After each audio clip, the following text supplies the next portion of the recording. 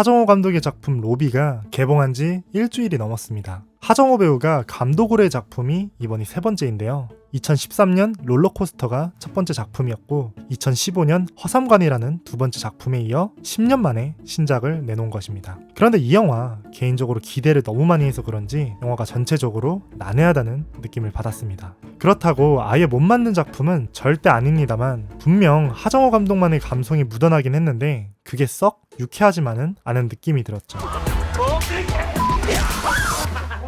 오늘 리뷰할 영화는 하정우 감독의 로비입니다. 오늘 영상에는 영화 초반부에 대한 약한 스포일러만 있을 예정이니 참고하시길 바랍니다.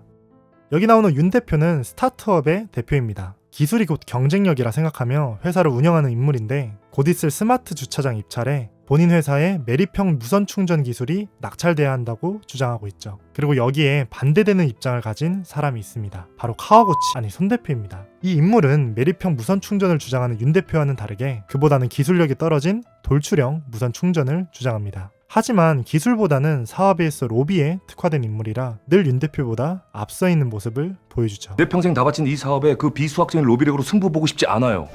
손 대표는 윤 대표와 꽤나 인연이 있는 것으로 보입니다. 사실 어렸을 적 처음 사업을 시작하는데 금전적인 도움을 주었던 게 손 대표이고 기술적인 개발에 힘을 썼던 게 윤 대표였죠. 하지만 둘의 뜻은 너무도 달라 결국 갈라서게 되었고 현재는 4조짜리 국책 사업을 따내기 위해 한 명의 대표로서 각자의 자리에서 고군분투하고 있습니다. 그러다 윤 대표 어머니의 장례식에 둘을 오랜만에 마주하게 되는데요. 사업의 사정이 썩 좋지 않은 윤 대표에게 손 대표는 한 가지 제안을 합니다. 너의 기술력을 800억에 사고 싶다고 이야기하죠. 국책 사업을 따내는데 쓸데없이 힘 낭비하지 말고 너네 회사 사정도 안 좋으니까 이걸로 그나마 본전이라도 찾으라는 의미였는데요. 여기서 윤 대표의 기분이 팍 상합니다. 아무리 생각해도 본인의 기술이 훨씬 경쟁력 있는 기술인데 이대로 물러서기에는 너무 아깝고 무엇보다 자존심이 너무 상하는 거죠. 그래서 평생 로비는 생각도 안 든 윤 대표가 드디어 마음을 먹게 됩니다. 그래, 뭐라도 해보자. 로비하자고요. 로비. 자, 이제 윤 대표가 행동에 나섭니다. 여기 선택지가 두 가지 정도 존재하는데요. 하나는 국책 사업의 최종 결정권자인 조양숙 장관을 만나는 것과 남은 하나는 사업과 관련된 모든 실무를 책임지는 최 실장을 만나는 것입니다. 그런데 이미 조양숙 장관은 손 대표가 약을 쳐놓은 상태였기 때문에 남은 선택지인 최 실장을 만나는 것에 집중하기로 하죠. 그런데 생각지 못한 점에서 걸림돌이 생깁니다. 조양숙 장관, 최 실장 모두 골프 광이라는 것인데요. 모든 접대는 골프장에서 이루어진다고 하는데 윤 대표는 평생 골프의 기억자도 모르던 사람이었습니다. 그렇게 골린이 윤 대표는 최 실장을 접대하기 위해 매일같이 골프 연습을 하는데 이게 골프 실력을 떠나 최 실장과의 만남 자체가 쉽지가 않습니다. 최 실장은 사실 표면적으로 이런 접대 자리를 굉장히 꺼려하는 사람이거든요. 그런데 누구나 허점은 분명히 존재하는 법, 이 사람 진세빈 프로라는 딸버린 여자 프로골퍼를 병적으로 좋아합니다. 그러니 진세빈 프로랑 골프를 같이 칠 수 있는 자리를 만든다면 뭔가 이야기가 달라지겠죠. 마침 진세빈 프로는 슬럼프에 더해 스폰서십이 얼마 남지 않은 시점이었고 윤 대표는 여기를 공략합니다. 그녀에게 스폰서십을 조건으로 끊임없이 설득을 하고 그렇게 결국 최 실장과의 연결을 도와준 박용훈 기자를 포함해 윤 대표, 최 실장, 진세빈 프로 이렇게 4명의 접대 골프가 성사되었죠. 그런데 이게 웬걸 같은 날 같은 장소에서 하필이면 손 대표와 조양숙 장관을 포함해 톱스타 마태수와 담이라는 인물까지 여기도 4인팟으로 골프를 치게 됩니다. 그리고 이날 이들끼리 벌어지는 일에 대해서 이야기하는 게 이번 영화의 전체적인 스토리입니다. 당신이 지금 접대를 하는 거라고? 정신 차려요. 자, 여러분, 여기까지 등장인물이 꽤나 많다고 느껴지시지는 않았나요? 그런데 사실 지금까지 말씀드린 인물들이 비중 있는 인물들로 따져봤을 때 절반밖에 해당이 안 됩니다. 이거랑 같은 만큼 비중 있는 인물들이 더 있다는 말이죠. 그래서 영화를 보다 보면 처음에 새로운 등장인물이 나왔을 때는 워낙 유명한 배우들이다 보니 이 배우도 나오네? 라는 호기심이 생기다가도 나중에는 얘는 뭐야? 그런데 쟤는 또 뭐야? 아니, 얘도 또 나와? 이렇게 등장하는 많은 인물들에 집중하느라 피로감을 느끼며 결국은 스토리에 집중하기가 어려워집니다. 그리고 이 영화의 큰 문제라고 생각하는 것은 바로 핵심 사건이 너무 단조롭다는 것인데요. 제가 앞서 이야기한 줄거리가 사실은 예고편을 보면 어느 정도 유추할 수 있는 이야기입니다. 영화는 여기에 더해 뭔가 복잡한 사건과 이를 해결하는 장면들이 전혀 나오지 않습니다. 그냥 내내 골프 치다가 이래부터 싸우고 저래부터 싸우고 진짜 이러다 끝납니다.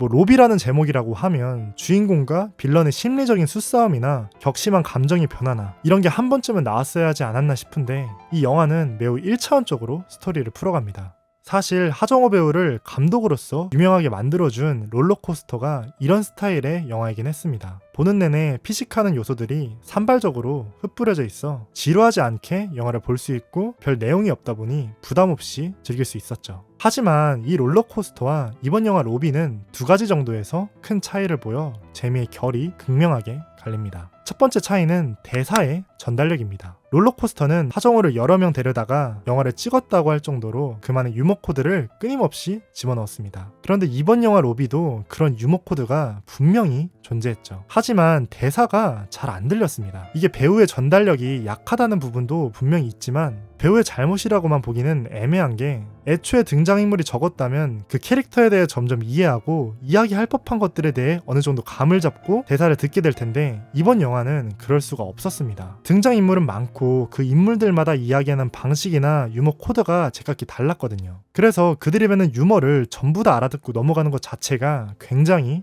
어려웠습니다. 사실 대사가 좀 어눌했던 배우들도 몇 명 있기도 했고요.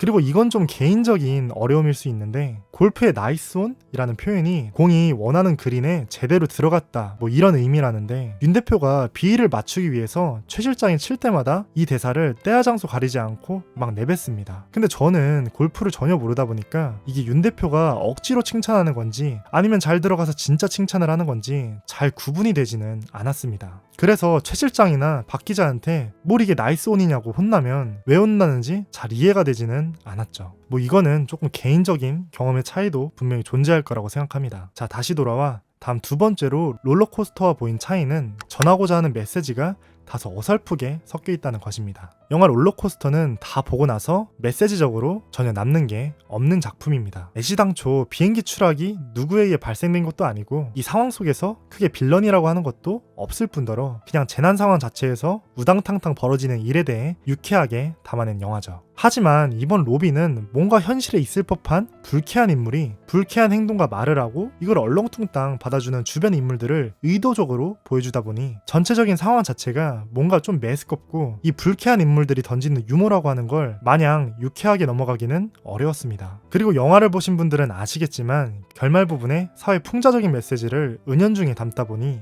영화가 끝났을 때 후련하다는 느낌을 받지는 못했죠. 저는 여기서 앞서 이야기한 난해하다는 느낌을 받게 되었습니다. 개인적인 생각이지만 풍자면 제대로 돌려가고 아니면 끝까지 가볍게 진행했으면 좋았을 텐데 막판에 이렇게 분위기를 뭔가 사회 풍자적으로 바꾼 게 조금은 아쉬움이 남았던 전개였습니다. 아무쪼록 현재는 또 다른 작품인 윗집 사람들을 찍고 후반 작업에 들어갔다고 이야기를 들었는데 개인적으로 그가 잘하는 방식을 분명하게 보여줄 수 있는 영화가 만들어지기를 바라며 오늘 영상은 여기서 마무리 짓도록 하겠습니다. 지금까지 무비텍이었습니다.